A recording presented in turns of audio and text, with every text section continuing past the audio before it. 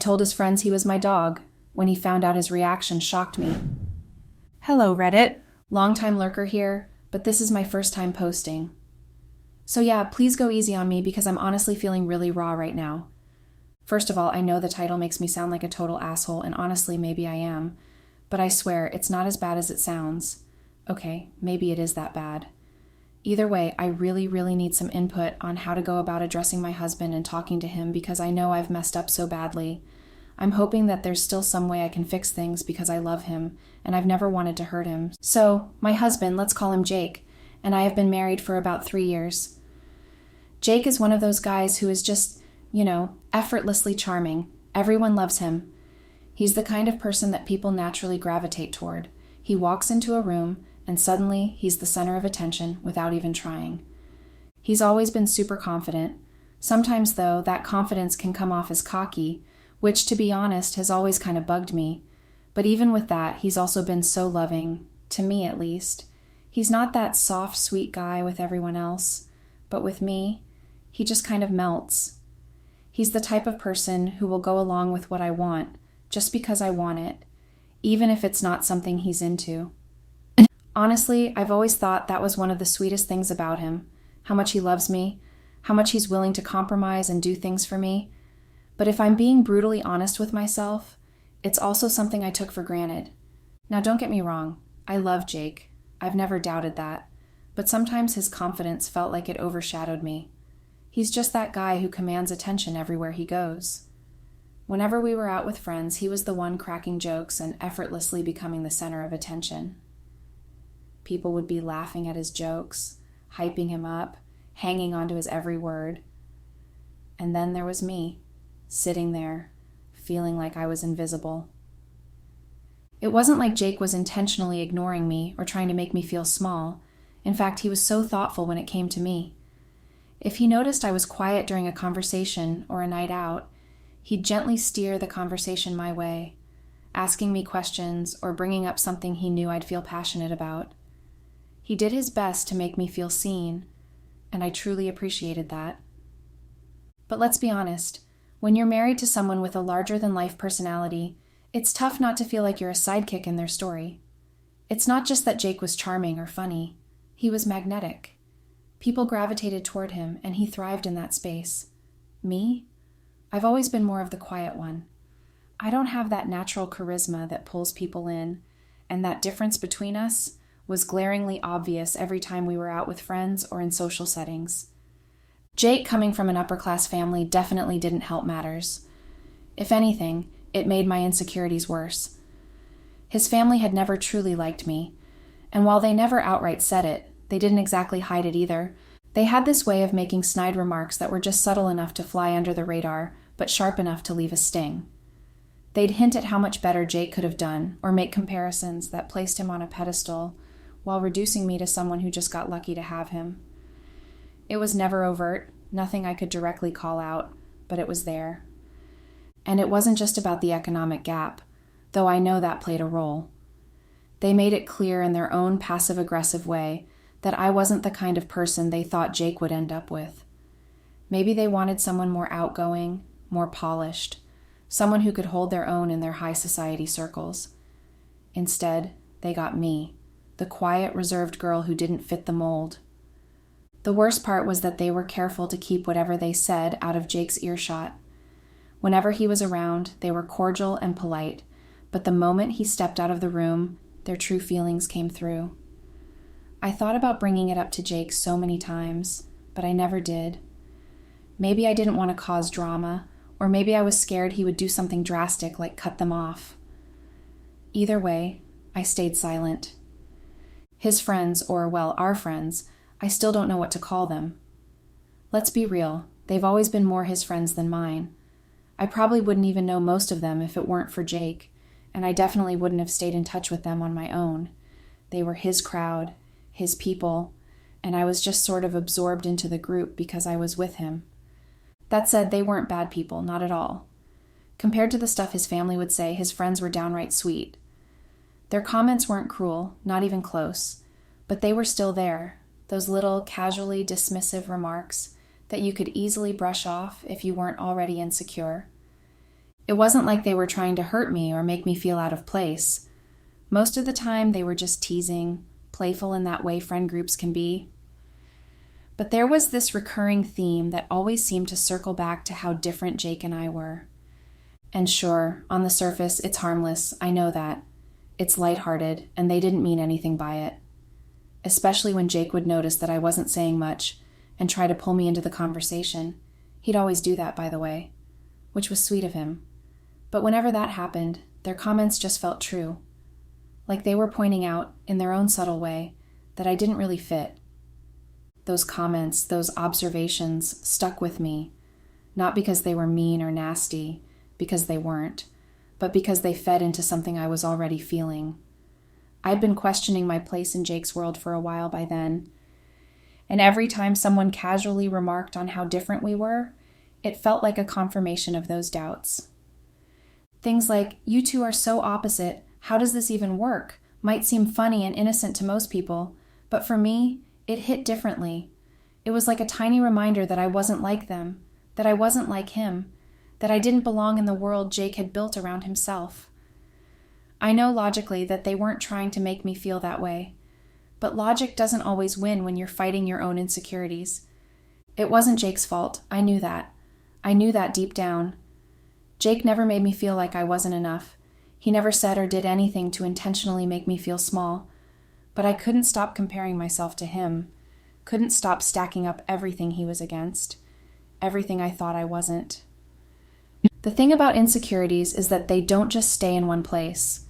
They don't sit quietly in a corner of your mind, waiting for you to deal with them on your terms. No, they grow. They twist things, your thoughts, your perception of people's words and actions, until you're questioning everything, even yourself. I started to resent Jake, not for anything he had done, but for the way I felt when I was with him. I hated that I felt invisible next to him, like a background character in his life. And instead of dealing with those feelings head on, like a mature adult, I did what so many of us do. I let them fester. I didn't talk to Jake about it. How could I? What was I supposed to say? "Hey, Jake, could you maybe tone down your amazing personality so I can feel better about myself?" It sounded ridiculous even in my own head. Plus, I didn't want to come across as insecure or jealous, or worse, needy. So I kept quiet. I really wish I had just been honest with Jake from the start. He wasn't the type of person who would have dismissed my feelings or made me feel ridiculous for having them. If anything, Jake is the kind of man who would have done whatever it took to make me feel loved, valued, and seen. He would have listened. He would have cared. But I just couldn't bring myself to admit how I felt. Not to him, and more importantly, not to myself. Instead, I did what felt easier at the time. I convinced myself that Jake was the problem. I told myself it was his fault, that he was the reason I felt this way. Of course, that kind of thinking doesn't stay hidden. It started to show in the way I acted, in the way I talked to him. At first, it was subtle, almost unnoticeable. I began pulling back, but only in small ways. I'd avoid going to certain events with him, claiming I was tired or had too much on my plate. When I did go, I'd brush off his attempts to include me in conversations and basically ignore him all night. Before I knew it, I was outright avoiding going anywhere with him. I'd come up with excuse after excuse to skip events, dinners, and gatherings. And on the rare occasions when I did go, I wasn't just distant. I was openly dismissive. Sometimes I would even talk to everyone except him. When he'd say something charming or funny, I'd roll my eyes as if to say, "Oh, here we go again with Jake being the life of the party." I'd brush off his compliments, cut him off mid-sentence, or respond with cruel, sarcastic jabs. And then it got worse. I became downright rude. I'd snap at him over the smallest things that didn't even matter. I would say no to him trying to connect with me as if he was being annoying or bothersome. I purposely shut him out and ignored him in ways that were impossible to miss. My behavior had hit a point where there was no denying how bad it had become, though of course at the time I didn't see it that way. I had almost no patience left for Jake. Everything he said or did seemed to irritate me, and I didn't hold back in letting him know. Once I even told him outright that I hated his personality. He was confused, of course. He tried to talk to me, to figure out what was going on, but I shut him down every time. Jake even suggested therapy. He wanted us to work through things, to fix whatever had gone wrong, but I refused. Every time he brought it up, I would brush it off, insisting that there was nothing wrong, that he was just overthinking. That was my go-to excuse. He was overthinking things. I told him it was annoying, that he was annoying. I'd snap at him for no reason. I see now how toxic I had become, but back then I thought I was being confident. I told myself that this snappiness, this bluntness, was a sign that I was standing up for myself. I wasn't. I was just lashing out. One day, Jake invited me to hang out with some of his work friends. These weren't our usual friend group. These were new faces, people I barely knew and who didn't know me at all. I already felt uneasy about it. I knew they'd be the type to hang on Jake's every word, just like everyone else, and I was so over it. I didn't want to sit there and watch the Jake show again, and I especially didn't want to hear anyone commenting on how quiet I was. Like, no shit, I don't know you guys. What am I supposed to say? We went to a bar, and sure enough, Jake was holding court. He was the center of attention, as always, and I was sitting there, fading into the background. Then someone asked how we met. Usually, I'd just let Jake answer, or maybe I'd chime in with a few words, but Jake had stepped out to take a phone call, and I guess in that moment, I wasn't really thinking. Without even meaning to, I blurted out something about finding him wandering around like a lost puppy and taking him in as my dog. It was supposed to be a joke, you know? At first, everything seemed fine. People laughed, and it felt kind of good to have the attention on me for once. For a brief second, it was like I was the one everyone was looking at, laughing at my jokes. So, of course, I kept going. I joked about how Jake was my dog, how I had trained him well to be the perfect one. That's when it started to feel a little off.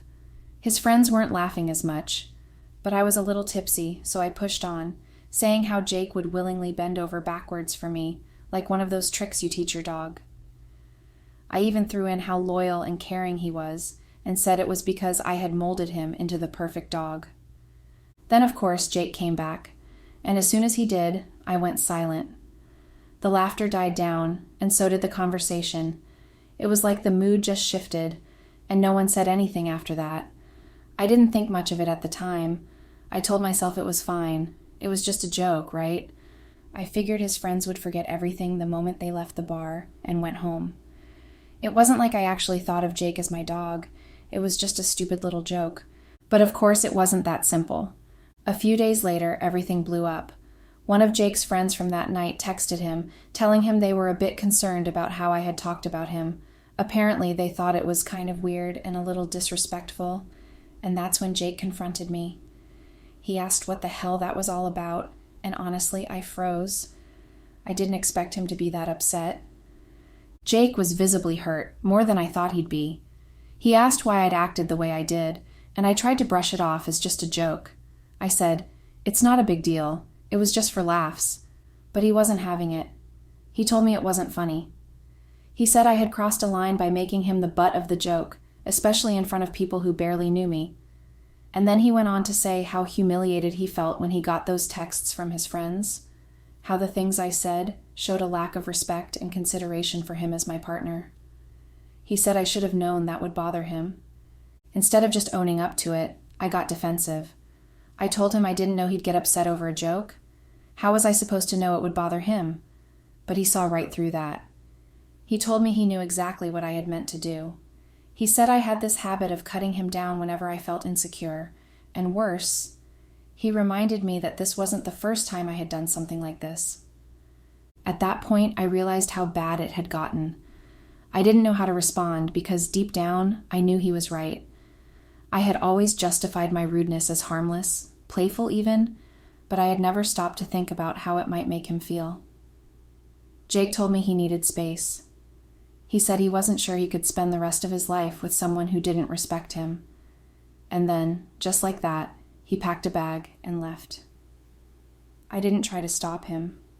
I didn't know what to say or do in that moment, and honestly, I think I was still in shock.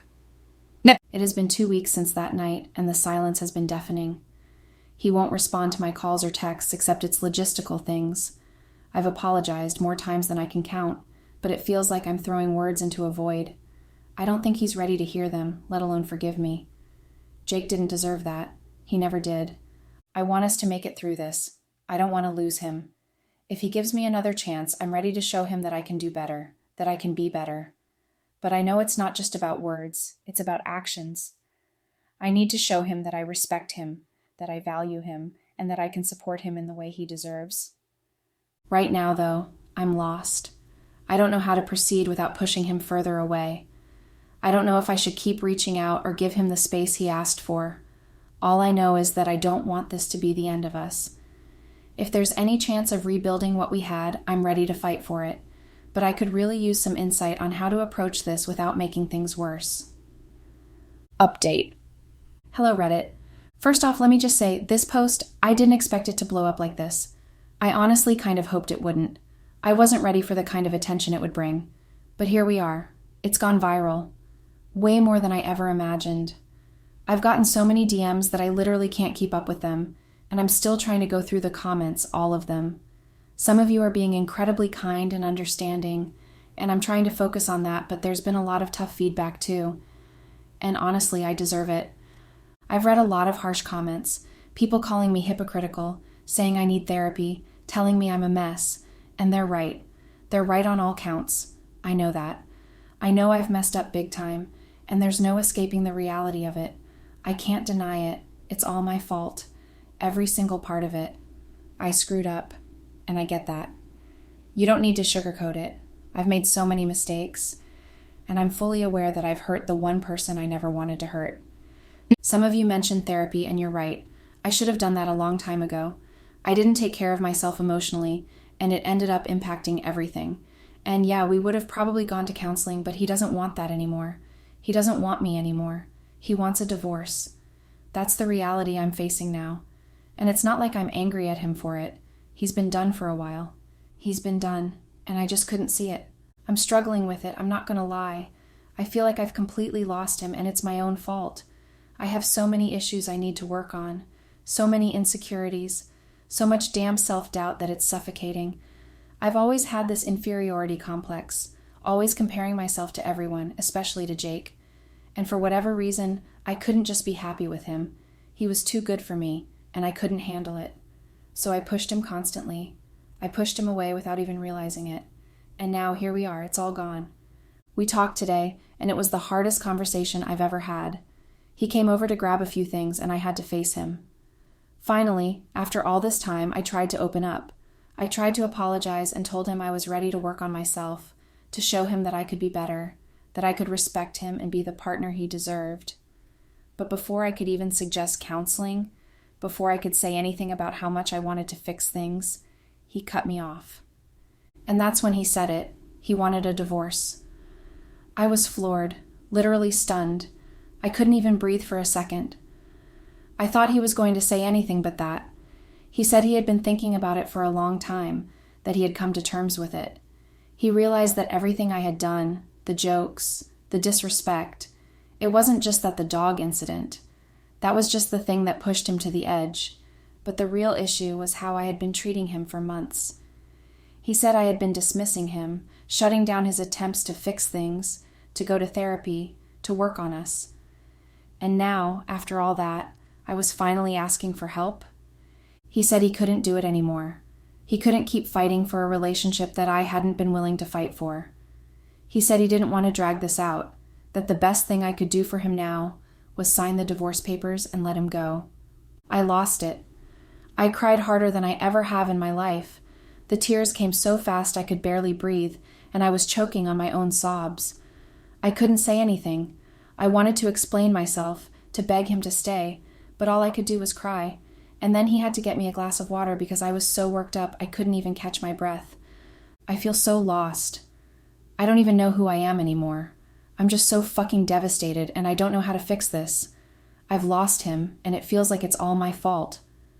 All because of a stupid joke, a stupid insecurity that I let ruin everything. I hate myself for this. I know that the road to fixing myself starts with therapy. I know I have a lot to work on. I don't expect Jake to just forgive me and come back. He's done, and that kills me. I've read all the comments, and I get it. I'm a mess. I was a mess. I need help. But I'm so damn depressed, and I don't even know how to move forward. I have just lost the most important person in my life, and all I want is to make it right. I just don't know how. Update. Hello, Reddit. It's been a while since I last posted. Honestly, I didn't update because I didn't have much to say. Well, at least not anything anyone would want to hear. I've been miserable, and I'm sure no one needs another depressing update. But here I am because, well, I don't know. Maybe writing it all down will help. And then the divorce papers came. I never thought I'd actually be holding them. I mean, it's one thing when you're talking about the possibility of it, but another when it's actually in your hands. I got through it, signed them, and that was just... It felt like I was signing away any future I thought we could have had. LT was like I was in some sort of bad dream. Like I'd wake up and he'd be there beside me, still in bed, like everything was okay. But no, this is real. This is my life now. And it's sinking in every single day. I have to accept it, and it's still so hard to breathe some days. So yeah, I packed up and moved out of the house. It's official, I don't live there anymore. I had to move to my dad's place, and that, well, let's just say it's been anything but comforting. My dad has never been the nurturing type, and now, after everything, he hasn't held back in reminding me how I messed up. He doesn't waste a second to tell me how much of a failure I am, how I threw away the best thing that was ever going to happen to me. Thanks, Dad. That's exactly what I needed to hear right now. Like, seriously, I can't even get a break. I'm not only dealing with the aftermath of my marriage falling apart, but now I'm living in a house where I feel like I'm constantly being judged. It's suffocating. I didn't expect to be here at this point in my life. This wasn't how I pictured things turning out. And to top it all off, it's affected my work performance. I've always prided myself on my ability to push through, to keep it together when things get tough. But now I can barely function. The mental toll this is taking on me is unreal. The stress has me all over the place, and I feel like I can't get a handle on anything. It's so frustrating. I used to enjoy my job, even if it was just a way to keep myself busy. But now, it's the only thing keeping me afloat. You know what else has been a nightmare? The commute. I used to drive my own car to work, but he took that too. It's like he stripped me of everything. Now I have to rely on public transport, and let me tell you, that is the last thing I ever wanted. I haven't taken public transport in years. The mornings are hell. The bus is packed, it's uncomfortable, and it's just... everything feels worse. Every time I get on that bus, it feels like one more reminder of how far I've fallen. I hate it. No. Previously, the only reason why I had the job was to keep myself busy. I didn't want to be a stay-at-home wife because it felt like I was wasting away. But now, it's not even about boredom anymore. It's survival. This job is my lifeline. Without it, I'm lost. I have no choice now. I need to keep this job. So, yeah, that's where I'm at. Just existing. Drowning, really. I'm going through the motions, but it feels like everything is falling apart. And no matter how hard I try, I can't seem to stop it. I don't know how to fix this, or if I even can. I just feel so far away from where I thought I'd be. Thanks for reading this. I don't even know if it'll help to post it, but at least it's out there now. If anyone has gone through something similar, I could really use some advice or just some kind words. Anything at this point, an update. Hey Reddit, it's been a minute since I last posted. I honestly haven't felt like updating in a long while, so I guess I owe you all an update. So here it goes. The divorce is officially finalized. It's done. There's no going back now. No, maybe we should have tried harder. No, maybe it was just a phase. It's over. And honestly, I didn't expect it to hit me like this. The finality of it is, well, it's real. We were only married for 3 years, but those 3 years feel like a lifetime of regrets now. I had something beautiful, and I ruined it.